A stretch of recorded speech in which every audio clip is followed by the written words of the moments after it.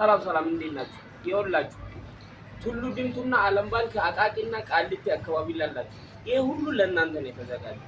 እነዚህ የምትመለከቱት ዳምፔሎች ከ2 ኪሎ እስከ 15 ኪሎ ድረስ አለ። በባርቤልም በዳምፔልም ተዘጋጅቷል። ስለዚህ ከእናንተ የሚጠበቀው ቱሉ ዲምቱ ዓለም ባንክ ገብርኤል ቤተክርስቲያን ታፍ ማዲያ ጎን ነው አድራሻችን። ስለዚህ እየመጣችሁ ኑና ግዙ። በኪሎ 100 ብር ነው።